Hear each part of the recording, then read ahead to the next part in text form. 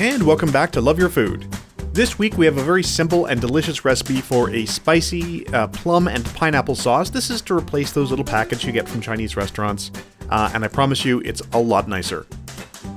Now before we get started, I'd like to remind everyone that we have an affiliate link with Chef's Temp. If you need a kitchen thermometer or meat probe, please check out the link in the description below and use code LOVEYOURFOOD on checkout for 15% off your order. In the meantime, here's our ingredients.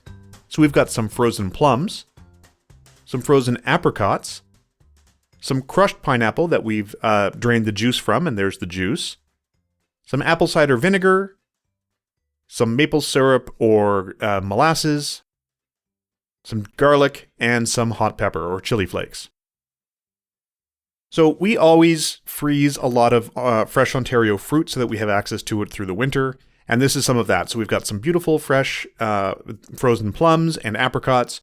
The crushed pineapple is just out of a jar. So we're going to add all of those into a pot. And then we're going to top that off with some of the syrup here. Now you could use maple syrup for this. You could even use molasses. We're actually using date syrup for this, which is something we found at our local store. We use it for a lot of things where you would normally use maple syrup or molasses or even sugar. And then in goes the apple cider vinegar. And that's just to give it that little tang. And then we're going to just pour enough of the pineapple juice to sort of cover everything in there. And you're just going to stir that until it sort of comes together. And we're just going to let this simmer for quite some time. I mean, we do want to let it, cook down. We're going to add a little bit of garlic. Now, I showed you a clove of garlic. We actually used canned garlic for this.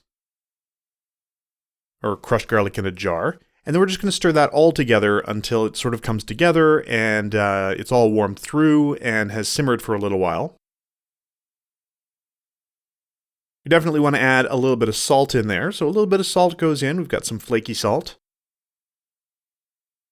And then once everything is up to temperature, we're going to stir that together with the salt. Make sure, once again, everything's well combined in there.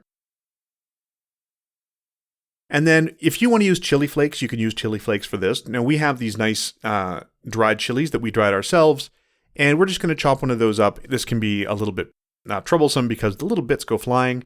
As you can see, some of them just go flinging all over the place. So we're going to stir these into our sauce, and you can really control the heat with the amount of hot chili you add here. We're just going to add one, and it actually ended up being quite spicy. Not unpleasantly, it was deliciously spicy, which is sort of what you want from this. You want that sweet and sour and spicy combination. That's really what makes that. It's perfect for things like egg rolls and spring rolls. And then we're going to stir all of that in there once again. Now we're also going to blitz this with the stick blender, as you can see coming in here. So once it has been simmering for a little while, everything's come together, everything's softened. Of course, we started with frozen fruit, so you want to make sure it's hot through. But we're going to run this all through with the stick blender. And then you can see here, it has become very, very thick. You can further thicken this. If you feel like it's not thick enough for you, if you want it thicker, you can add a slurry of cornstarch and water in there. We think this is just about the right consistency for what we want to use it for. So we're just going to let it reduce a little bit to let it sort of thicken. You can see here, it's coating the back of our scraper there. And that's just about exactly where we want it. That's the right consistency for us. It will thicken a little bit as it cools as well. So we're going to take that off the heat. And then after that, once it's about room temperature, it's ready to go. You can just serve this with your spring rolls, which we've got here. And we're just going to dip those in. Really, really super simple. And that's it. That's the whole thing. They're really, it's such a great accompaniment with these dishes. Really well replaces those little packets of overly sweet plum sauce you get from most Chinese restaurants.